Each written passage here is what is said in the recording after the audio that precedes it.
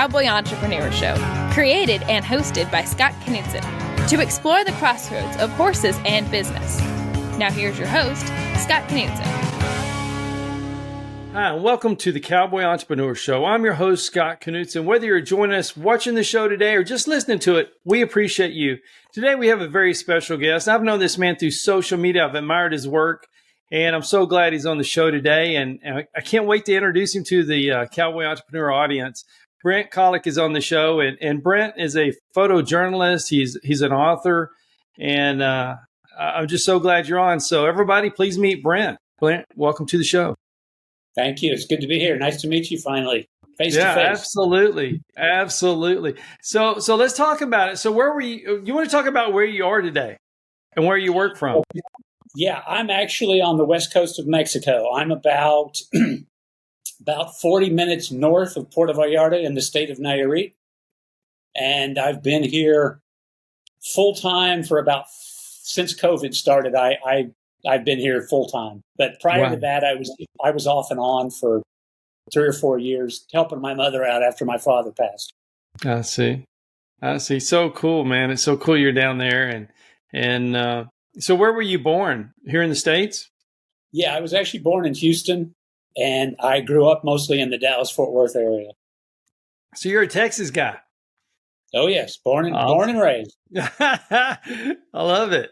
At my age, it gets a little more difficult to find them, right? I'm telling. Oh man. So what put you in Mexico? Was it COVID or your family, or you just like the spot? Well, yeah, my mother and father have been traveling to Mexico since the 50s, and they retired here about 25 years ago, and my father passed, I guess, about 8 years ago. And after he died, I was spending more time with my mother, helping her with some of the stuff around here. And I started working. I was kind of burnt out doing what I was doing in Texas. It was nice to have a change of pace. And I started spending a lot more time. And as it came to when COVID happened, my mother had an accident where she had broken her neck. So she was not completely, but mostly, confined to a wheelchair. So I just thought it would be better for me to be here with the uncertainty of travel. And that's when I really kind of dove into a lot of the projects that I've been working on since. Right. Well, I'm sorry that's what took you to get there full time, but I sure am happy you're there. I bet it's a lot of fun. Oh, it is. Yeah. So let's talk, man. I've admired your work, and there's so many great pictures of horses and vaqueros and whatnot. Did you grow up around horses and that maybe the Western culture? Growing up in Texas in the 70s, essentially, there was always rodeo. Right. And I'm not going to say I was a huge participant, but I always enjoyed it. And we used to spend summers in Mexico when I was a kid, and we would always not always, but a lot of times we'd spend summers outside of Guadalajara. And Guadalajara is sort of the center of the charro culture in Mexico. So there were always horses, there were always charros, there was always something going on. And I was kind of exposed to it through that. And I always thought it was quite interesting. We used to ride horses all the time. But as far as growing up on a ranch or anything, no, I was kind of a city boy. So going to school, like being a photographer, and did you study photography or writing? Is that kind of what you always wanted to do? No, I was kind of, I don't want to say I was lost, but I didn't know what I wanted to do when I first went to university. And I started actually studying science as if to be a doctor, and quickly realized that probably wasn't what I wanted to do. Yeah. And so I actually took an art class and an art history class at a community college, and just everything felt right. And I started painting, and that's actually what my primary focus was in art school, was painting. And I also was fortunate to study photography under a great teacher, Charles Debus. And he was a huge influence on the way I approached not just photography, but art generally. And I got lucky. I mean, I fell into a really good program with great mentors. Man, that's so cool. And that's one thing I love about the industry. And I talk to so many, young people that want to get in the industry, but they don't know how. And I think photography and saddle crafting and boot making, there's so many ways to get into the industry around the horses. But that's why I appreciate you so much. But taking pictures of horses and cowboys in action, that's a hard deal. And I think it's so underestimated, the craft that goes into photography with horses. Well, I think complicating it a little bit, or maybe it made it easier for me, was coming to Mexico and seeing the charros. I'd photographed rodeos in the U.S. I mean, whether it was the Fort Worth Stock Show, or I did a couple of ranch rodeos in a ranch up on the Texas-Oklahoma border, just for Texas Monthly or whatever publication had hired me. But when I came here and I saw my first charreada, it was a whole different world. And it just kind of blew me away. And I thought, wow, this is really interesting, because it was so different. And It was visually so different. And I just kind of fell into it immediately. And I've been shooting it pretty consistently for about 5 years. Wow. I love it. And I have a dear friend, is Jerry Diaz, and he's a churro. Oh, sure. And I just love to hear them speak. Like Jerry and his family, they speak with such passion and reverence about it. Kind of like I guess we do as Texas Cowboys too, but it just hits different. No, I don't know Jerry, but I know of Jerry, and everyone I know who knows him says he's a great guy and a great ambassador. Yeah. And I've seen videos of him, and I like what he does. He's bringing a new audience. He is sort of the pageantry of Charreria. Yeah. And, his son and his wife are, they're doing the same thing. And I love the traditional part, and I love how you capture that. How do you choose what you're going to shoot, or you just kind of let it go wherever the lens takes you? Well, I think as you learn, as you go to more events and you see how the events unfold, you begin to kind of pick and choose what the different events will give you in the overall picture of the charreria, of the charreada.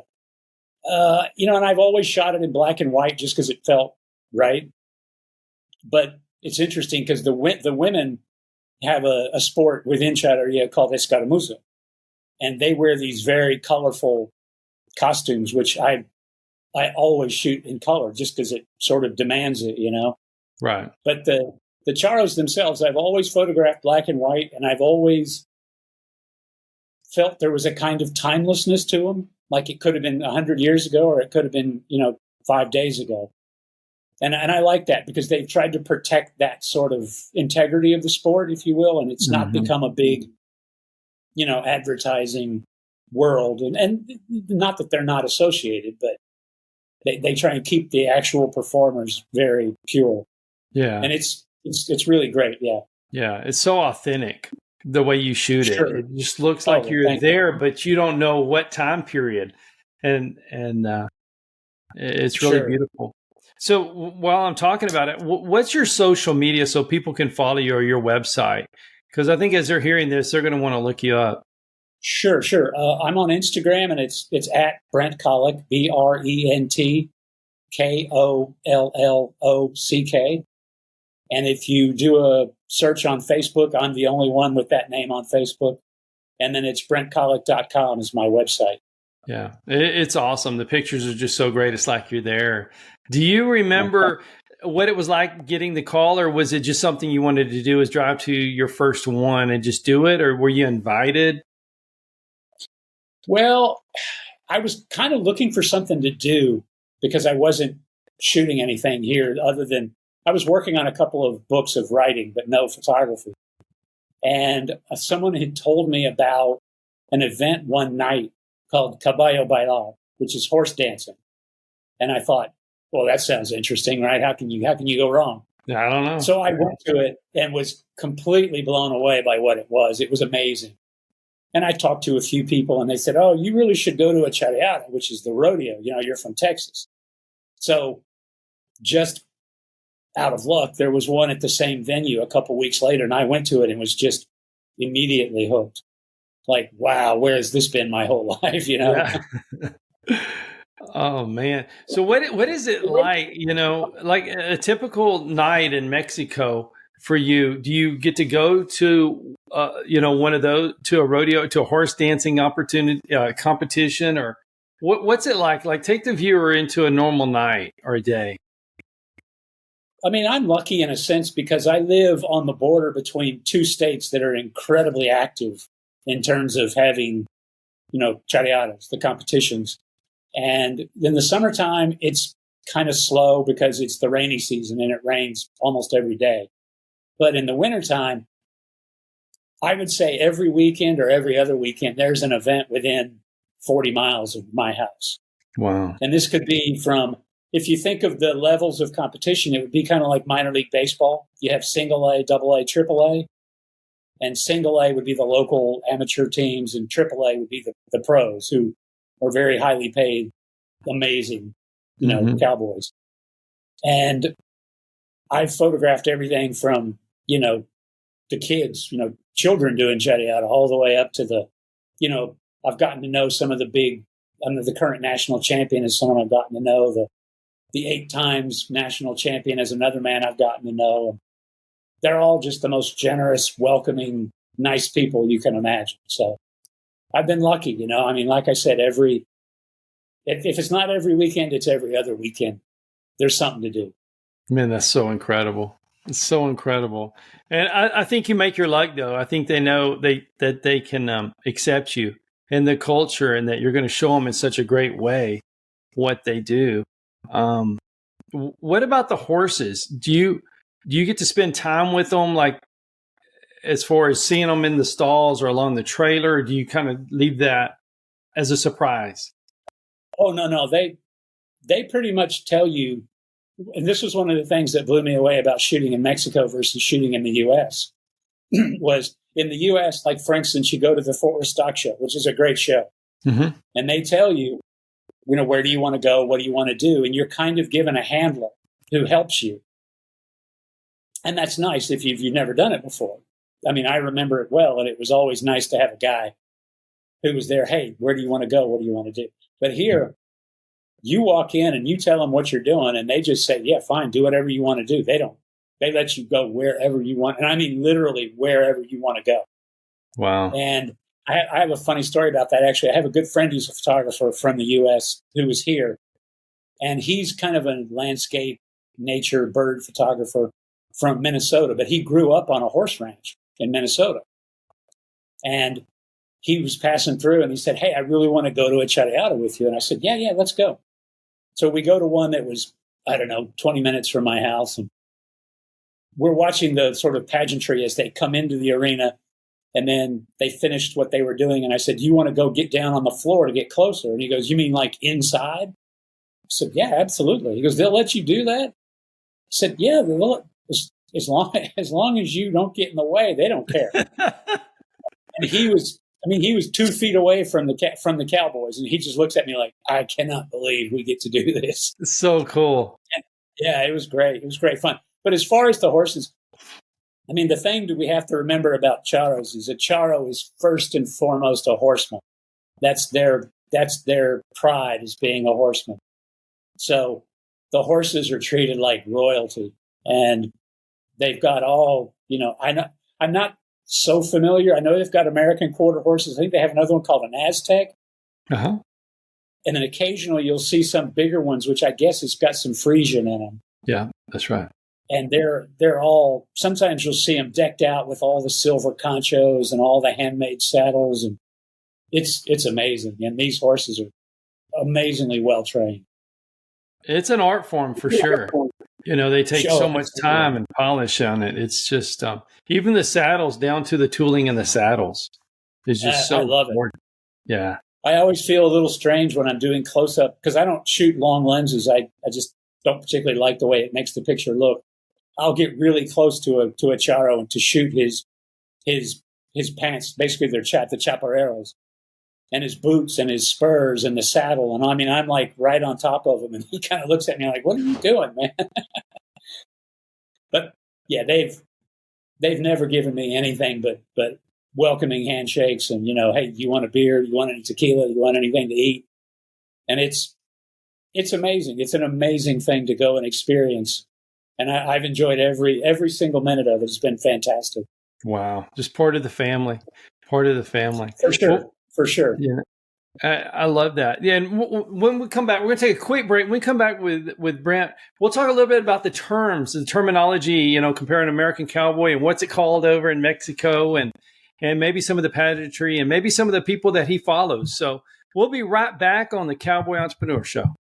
Thank you for listening to the Cowboy Entrepreneur Show. Scott will be right back with more.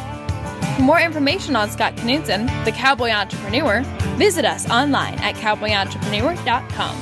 Hi, I'm Scott Knudsen, host of the Cowboy Entrepreneur Show. I'd like to talk to you about something I'm very passionate about. Those that know me know I love my coffee. In the morning, afternoon, and even late in the evening, I enjoy a good cup of coffee almost any time of the day. Now, my team at the Cowboy Entrepreneur Show has been working for several months on creating and introducing our own brand of coffee. We wanted to make sure that we got it just right. We don't want to put our name on anything unless we're 100% certain that it's the best product available, and we've finally done it.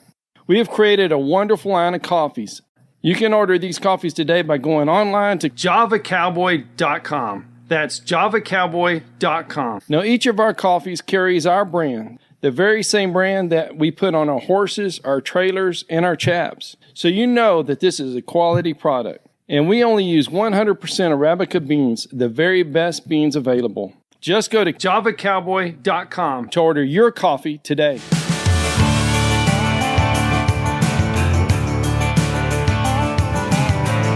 Hi, welcome back to the Cowboy Entrepreneur Show. I'm your host, Scott Knudsen. Thank you so much for watching our show.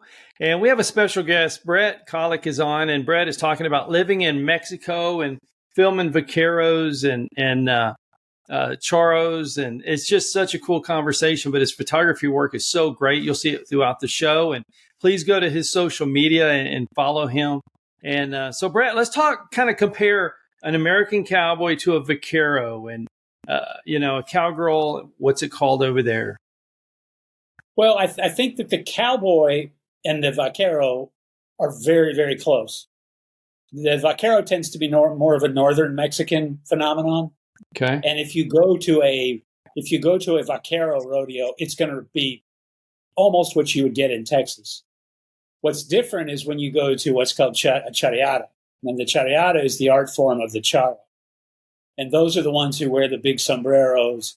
They wear, the leather pants. They're not really chaps, but they're the original chaps. And what I found interesting about Charreria was that these are the original cowboys of the Americas, that most of them came from southern Spain around Zaragoza and ended up sort of between Mexico City and Guadalajara up in the highlands. And there's a very parallel history between the charro and Mexico itself, and how it was dominated by Europeans, and then the criollos came in, and then the Indians were given, eventually the same rights. But it's a very interesting parallel in history. As far as the rodeos being different, the vaquero rodeo is, like I said, more like if you went to the Fort Worth Stock Show or another big rodeo in North America, where it's individual events. Now you have to take team roping and stuff like that, but generally speaking, it's an individual event. The charreria is a team, and typically it's 6 to 8 charros, and each one has a specialty, and then they work together in a certain events as a team, like roping the bull. But you've got bull riding. They actually break mares. They don't break broncos. They're called yeguas. They're mares.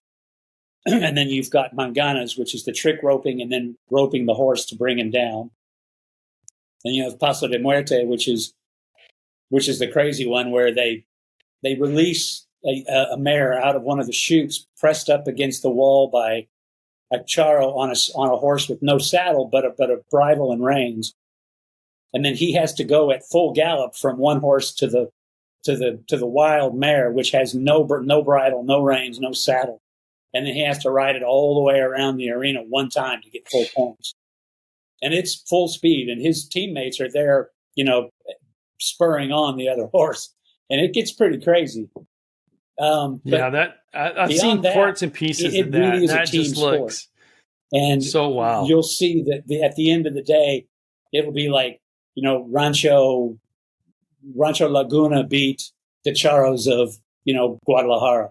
So it's almost like a baseball score, 320 to 295 or something. Very cool. So it's very different in that manner. But a lot of the skills you can see came from, working on the ranch, just as it did in the U.S. And whether it's roping or riding or, bringing down a smaller bull to brand, they're all very sort of obviously come from a place in the ranch life. And they're different, but you'd recognize their utility. Right. I love that. I love, it is different too. Like with our kind of ropes, when we go out and rope, there's a certain length, there's a certain weight, but their ropes are so heavy and so long. It's all about the momentum of when you're starting to twirl it to get the length on it. Yeah, they're called the ropes that are made from natural fiber. They're made from the same cactus that they make tequila or mezcal out of, and they're called soga. And the sogas they're definitely heavy, but they're beautiful. I mean, they're all made by hand, and depending on how hot or cold it is how pliable it is. And, you'll see them massaging them, and then they smell beautiful. It's really an amazing thing when you get close to them. Yeah. It's so cool. I think doesn't the humidity hurt it or something? Don't they keep them in bags to keep them fresh? For sure. Yeah. They keep them in plastic bags inside of the sort of cylindrical leather bag, and they'll take 2 or 3 of them out and decide which one's best for the day. And they're not inexpensive. I actually went and met he was supposed to be the greatest living soga maker. And he made everything by hand, and he did it until several weeks before he died. And he was in his 80s doing it. And people would pay $500 or $600, for a 15-meter soga that he made. And they were spectacularly beautiful things. Wow, collector's pieces. Yeah, but that's exactly. just cool. Yeah. So when you travel in Mexico and you meet these guys and ladies, because ladies, they're a huge part of it as well. Do you see, like, do you get to go meet the saddle makers and the horse trainers and the back end of the event? Yeah, I do. The people who make I guess you'd say tack, the saddles and the, the different things, they tend to be at the events selling their wares and fixing things. I'm sure it's the same here or in the U.S. Sure. So you kind of get to know them, and you're very friendly with them, and they're all just, again, the nicest people. The trainers are interesting because the 2 best horse trainers for the most demanding part of the sport, which is called Cala de Caballo, which is sort of it would be kind of the equivalent of cutting. I don't know if you've ever seen it, but they'll run down a chute, and then the horse will kind of rear back, and they'll slide on their back hooves. Very cool. And the 2 best trainers are also the 2 best charros in that sport. And they're complete characters. Their families have been doing it for centuries, and their names are like Alejandro Goni Roja and Cuco Raya. And they have this kind of air about them, that they're very royal, and they're really, really amazing horsemen, but they do all their training and everything. They're sort of, one-stop shops. And the women I have not covered as much because it's almost like a separate world in terms of what the escaramuza do, which is more of a kind of, it's a kind of a precision, almost like trick riding, but they're done in a group of 8 riders. I think it's 8, where they're weaving in and out, and they have certain patterns they have to fulfill. They're amazing riders, and they ride side saddle, which is really crazy. Incredible. Yeah. And their costumes are phenomenal. And I've gotten to know some of them, and they're just, again, it's a very, very family centric. If your mother did it, you're going to do it. And it's handed down from generation to generation, really. Man, I love that. So when they're going to have a big competition, it's two famous teams with one of the riders you just talked about. Does the town just kind of shut down to go watch? Well, the sort of the two top teams right now would be like, there's one called Tres Potrillos, which is Vicente Fernandez, who was the great Mexican charro ranchero singer. That's his team. And he's passed away, but his family basically funds that team. And they're the defending national champions. And the defending all-around champion is on that team. There's a guy named Quique Jimenez. And Quique's a great guy, and he's a really, really good cowboy. And their big rival right now is a team called RG2. And it's the guy that I mentioned who was the 8 times national champion all around. His name is Andres Cheringas Aceves. And he's unbelievable. And he and his father started this team. His father's a 2 times national champion. You know, the big arena in Guadalajara is named after him. I mean, oh, wow. Again, it's a family deal. In fact, his father, his name is Nito Aceves, and Nito has actually contributed some writing to my book. So that was a big honor to get to meet him. And I'm kind of blown away at the access that a mutual friend had said, do you want to meet him? And I said, yeah, I'd love for him to write something in my book. And he said, well, let me call him. And a week later, I was at the big championship, an hour from my house, and he rides up on his horse and we talk for an hour, and he's the nicest guy in the world. And I'm like, imagine, it's like, wow, I didn't expect that. How wonderful is that? Yeah, there's definitely rivalries. I mean, the state, it tends to be very state centric, like Jalisco versus San Luis Potosí versus Nayarit versus, Zacatecas. I mean, there's different areas where there's, very intense competitions. Wow.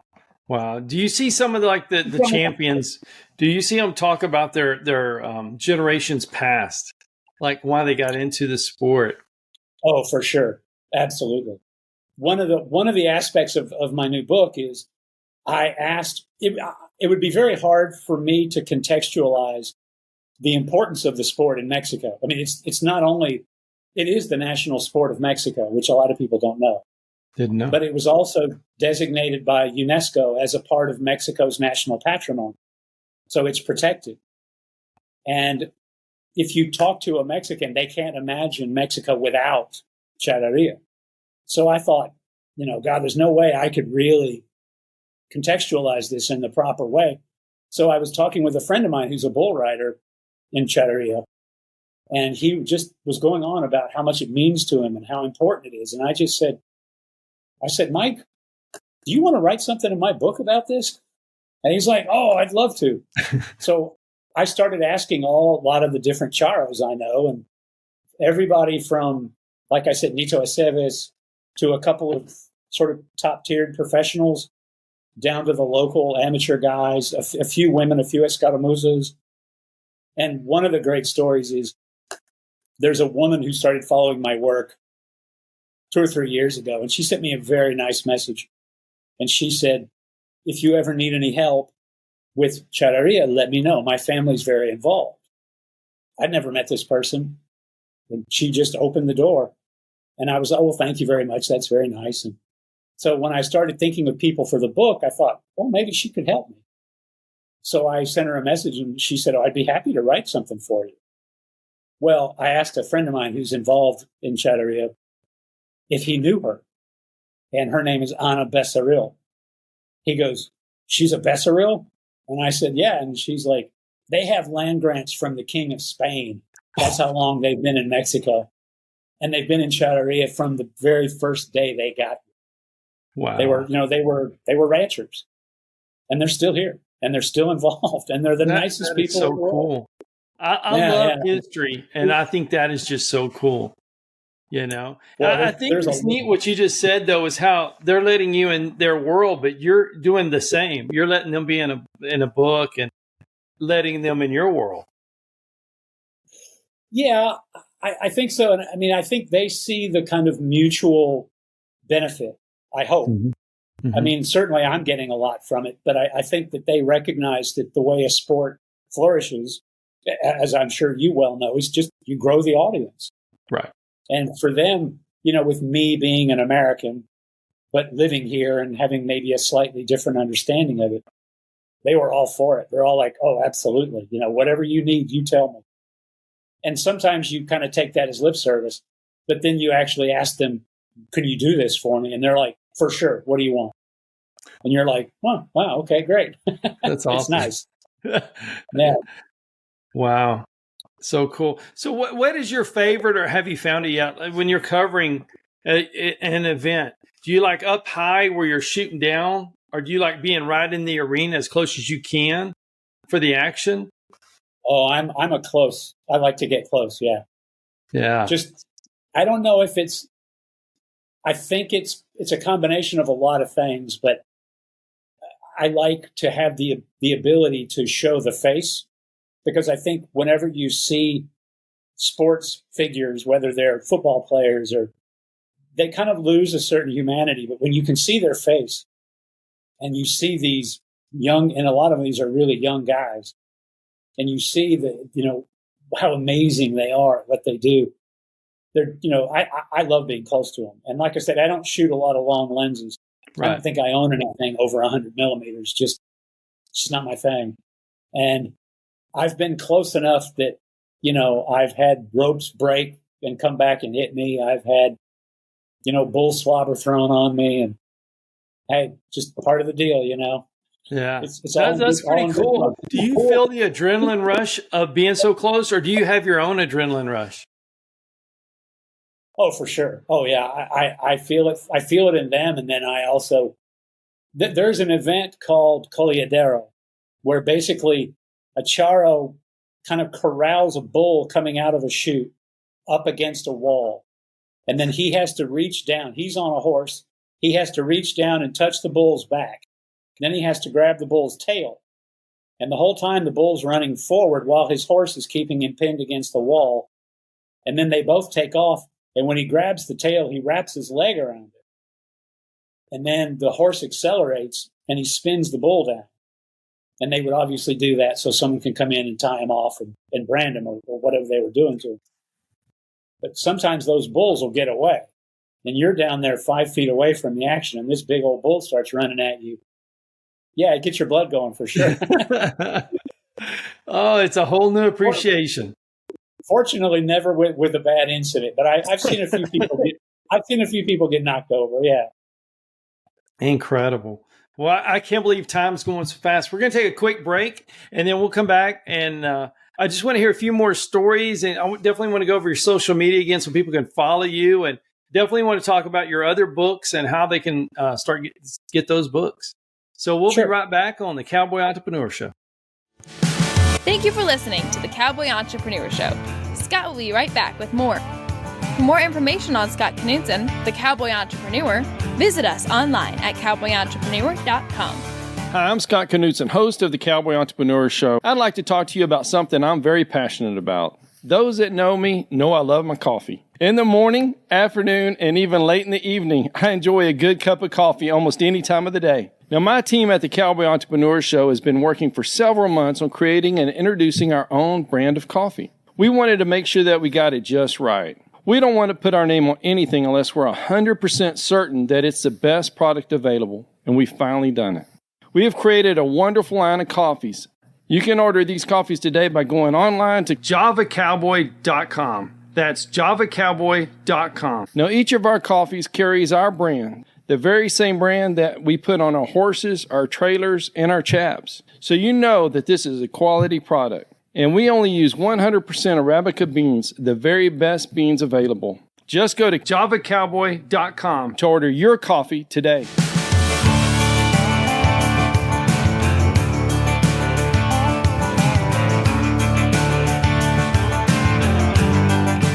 Hi, welcome back to the Cowboy Entrepreneur Show. I'm your host, Scott Knudsen, here with Brent Kollock. And Brent, we were talking about being in Mexico and the similarities and the differences of the Western sports. And Would you mind just telling one more story? Like, we were just talking kind of off air. You're so close to the bulls and the horses when you're down in there in the arena. What was it like? Do you remember like a time when you were really close? Yeah, I think one of the first times I got really a good taste of you got to be careful. I mean, aside from the obvious, there's an event called Piales, and basically they let a mare run free. If you imagine the arena where they compete is round, it's a circle, but there's a long hallway that's about 60 meters that leads into it. That's maybe 20 meters wide. Well, they'll let a mare loose at one end, and then there's a guy on a horse. I think he's at 30 meters. So the horse is full gallop. He has to rope his back legs while he's 10 meters off that wall where the mare's running. And then you may have seen this, he takes the rope after he ropes the behind legs of the mare and wraps it around the pommel or, the horn of the saddle and uses it as a brake, and it starts smoking and, flames start coming off of the, it's very dramatic. But I was 10 feet away from one of the ropers, and the rope snapped and it went right in front of my face, and I could hear it whizzing past me. Oh my goodness. And that's, these are big animals. These mares they're good size. And I just thought, oh yeah, okay. I guess I do have to be pretty careful down here. Oh man. Yeah. There's a lot of it when that happens and there's smoke and that rope, there's so much velocity. So, for sure. Yeah, it comes back in a hurry. And I've actually I've been really lucky. I've made a couple of pictures where the rope came back, and one of them hit the charro's, sombrero, and it lifted it up, and there's like dust coming off of the sombrero. And it's like, wow, I couldn't get that lucky again. Oh my goodness. What a cool picture. So how can people find your books? And let's talk a little bit more about what you've written already. Sure. Do you kind of stay in this field or? Well, the first thing I wrote and sold, it was crazy. And I sold it to a major publisher, but it never got published because the person who bought it, who championed it, it was not an easily classifiable. It was a book of short stories. And the person who championed it they left the company, and it just never got published. So I ended up getting the rights back as part of my contract, which was great. Mm-hmm. I went on to self-publish a book of photographs and poetry about sort of traveling around up in the mountains in these old towns in Mexico here.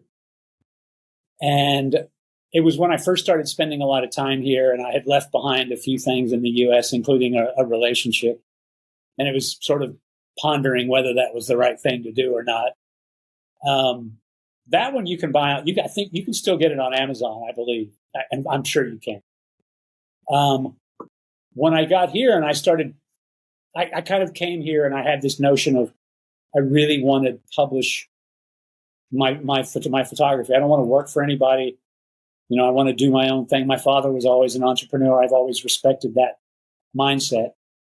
So I published a couple of I would call them magazines, but they're probably it's between a magazine and a book. It's higher quality, but not quite to the level of a book.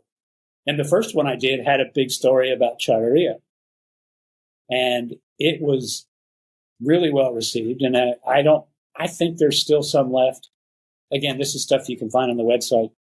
And then I did a second one that the main story was about a place called Uncertain, Texas.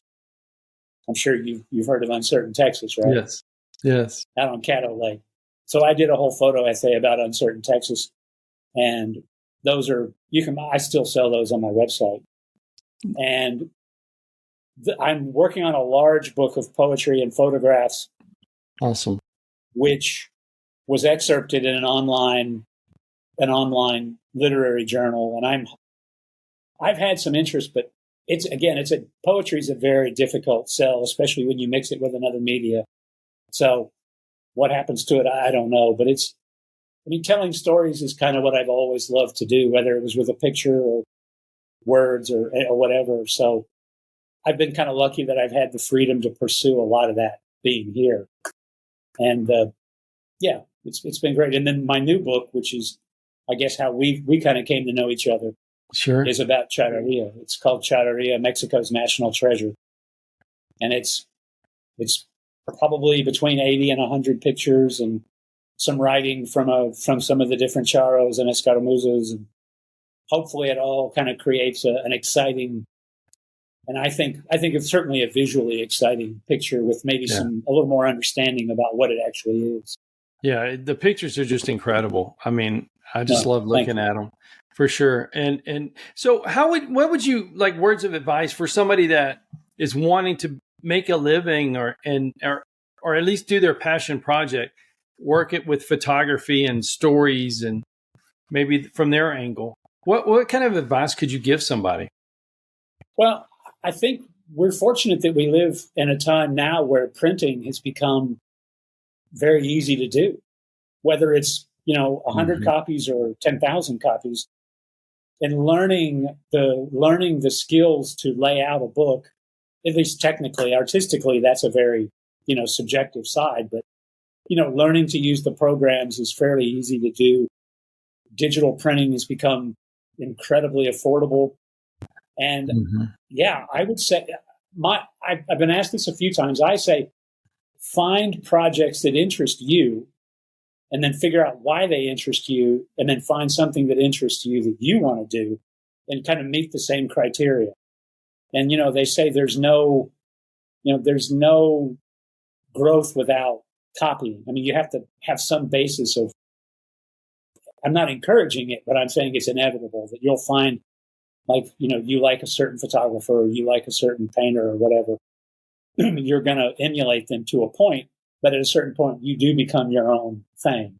So right. I encourage people to go out and do it because you never know who the audience is. I'm always amazed at the people that end up becoming fans or collectors or whatever you want to say. Fans is not the right word, but you know what I'm saying. Right. Absolutely. And, I mean, it's like you. I mean, we have a mutual connection that's fairly remote between us, but man, I admire what you're doing, and I'm thrilled to have met you. And hey, it's great. I mean, you never know where those places come. And I'd say that the biggest limitations in the past have been technical, and those are all no longer the biggest limitations in publishing. See, I'm so glad you said that because, we work with different photographers and a lot of them are younger because I love the energy, and they've never shot horses before and whatnot. And I'm just like, take pictures until you find one you like, and they're like, I want to do this more. How do I get started? So that's great to hear, because I don't know. I just know you follow your passion and keep going until you're able to make your first dollar. And then that's it. Well, and I think it's, in terms of being a contract photographer, that world's changed so much because of social media and because everybody's got a camera with them all the time and their phone. And the standard of photojournalism has just changed. It's not better or worse. It's just different. And one of the, you don't find many what I would call contract photographers. And the last great one that I know of is a guy named James Nachtwey. And Nachtwey was kind of the great war photographer after Vietnam. And I think he's the only staff photographer still working at Time Magazine. And this is just in one generation. That whole thing is just completely changed. It's a freelance world. And, you can work as I've done it and I have no problem with it. But whether you're a stringer or a freelancer, and you work for Reuters or AP or Getty or whoever, it's what you have to do. Right. And that's been a great challenge, but I like a challenge. And I think one of my strengths has always been telling stories and being a salesman. So maybe it's a match made in heaven. I don't know. Absolutely. I love the fact that, we work with some freelance photographers and they shoot us one day or a horse or whatever they're shooting. And then the next day it might be something completely different. But with you've had the opportunity, for several years now to work with the vaqueros. Do you think that helps because you really get to know what shot's coming up, and it kind of helps you get mentally ready for it? I think it helps on that level for sure. But also, I think just being present and when the moments happen. You know, if you go to one charreada, and charreadas typically last 2, 3, 4 days, and there may be 12, 14 teams. So if you go, let's just say an average local event is a Friday, Saturday, Sunday, and you'll have maybe there's, let's see, maybe there's 12 teams, and there's 4 charreadas, including the final. That's 4 different rodeos in that one weekend. It's all kind of compressed together. And being there, you may get the perfect shot, but you may not. So the more often you do it, I think the better the better your odds are. But You're right. Learning the sort of meter and pattern of the events and where it happens and why it happens and what's the most opportune time and place. Yeah, absolutely. And that's something that certainly comes with time, I hope. Yeah. Right. Well, how did you pick the cameras you like? The lenses, you say you don't have one a certain length. For somebody that's watching, how do they know where to start without just buying all of it? Sure. Well, for me, it was always a budgetary concern because I'm poor. But when I was in art school and cameras were cheap, I started shooting, film, because that's all we had was film. And so I accumulated a few lenses, and I didn't shoot a lot, but, I had my first digital cameras were what they would call sort of a prosumer level. Mm-hmm. Something a professional would use, but a consumer would use, kind of in between. But I'll tell you what, again, we live in a golden age now of technology where you can go out and spend $500, $600, and you can get a system that is so good that you can create images that are technically as good as you need to be. Wow. You go buy a Sony A7 and a 24-70 zoom, and you're done. That's all you need. Isn't that and crazy? Then just take the time to learn how to use it. I mean, that to me is the big thing, is know how to use your tools. Right. And I mean, I learned how to shoot, like I said, 35 millimeter, 4x5. And, when I switched over to digital, I actually went with Sony cameras because I didn't have to buy new lenses. I could adapt all my old lenses. I see. And I was like, well, that's great. I don't have to buy, another $2,000 worth of glass. I'll just use my old glass. And it's kind of funny when I show up to events where there's a lot of professional photographers, they look at me because I still use manual focus lenses. And they're like, who are you? I'm like, hey, this is just what I know how to do. I'm sorry. Yeah. Yeah. But I think, for me as a novice, I think doing that manual, you zoom in until the point where you think it's the best shot. Don't you think you have more control that way? I do. I mean, and I typically only own fixed focal length. I don't own a zoom. I mean, I've got basically when I go to a rodeo, I take a 24, a 50, and a 105. That's it. And if I want to get closer, I walk closer. If I want to get further away, I walk further away. I mean, I know that's kind of a cliche, but it's true. And it's just the way I work. I mean, everybody's got their idiosyncrasies, I guess, right? I love how you simplify it. But when you look at the pictures, and Steve, our producer, he's so great at this. He'll put some of your pictures up. He'll put the link so people can follow you. But when you look at the pictures, they're so complex. Like you see everything, and it's like you put people in there, even though you seem to be doing it in such a simple way. I think that's true artist, don't you? I think it's something. I kind of look at art two ways because, again, I studied painting and I showed my work for many years. My paintings are, I don't want to say collected, but they're in private collections all over the world. But I think you see the world a certain way. That's your sort of innate vision or your innate ability. But you also can learn to improve that. And I think that's where photography is slightly different, because you learn to see differently. Because it's almost like you have to see a bigger picture, but within that bigger picture, you have to find the details. I think that's kind of where you're going. And yeah, absolutely. I think that's something that comes with time, I think. I mean, I've been shooting certainly seriously for, 20 20-something years. Wow. And have I gotten any better? I don't know. I hope so. But, I ask myself that every day. I'm still trying. All we can do is go out and keep trying, right? That's it, man. That's it. So what are you going to be shooting this weekend? Do you have something on the agenda? I do, actually. I think I sent you a few, or maybe you commented on a few. There's an event I've started shooting. I'm pondering doing a little book about it called Charreria. And Charreria is basically, it's a concert with a dance, and then there's like a dinner, and there's, food and drink. And then in the middle of this whole event is a bull riding event. I love it. And it's the one where they don't use their hands. You'll see them and they'll have their hands in the air. And these guys are nuts. Yeah. And that's a good term. Again, just as I've gotten a little closer to them, I've gotten to know the promoters. I've gotten to know the people who and they're all like, yeah, come on in, whatever you want. You just do it. Let me know if you need anything. So that's Saturday night. So I'm always looking forward to that because those guys are crazy. And it's really visually exciting for sure. Oh, man. I bet it's going to be fun to watch for sure. But I bet the food is incredible. Oh, yeah. Yeah. There's never a shortage of good food here. Never. Oh, wonderful. Wonderful. Well, Brent, I appreciate our friendship. I appreciate what you're doing too, just internationally sharing, the culture. And I love it. I love the family, the generational piece, and your photography is so beautiful. And I know Steve's going to put all your links and everything in the show notes, and so everybody can follow you. And everybody's going to be looking for that book, I know, after watching this. And thank you for what you do.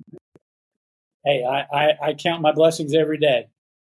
Yeah, that's awesome, man. Well, thank you so much, Brent. And thank you all for watching the Cowboy Entrepreneur Show. Thank you to all the great sponsors of the Cowboy Entrepreneur Show. If you or your business is interested in being a sponsor of the Cowboy Entrepreneur Show, please call our office at 830-992-1786 or visit our website, cowboyentrepreneur.com.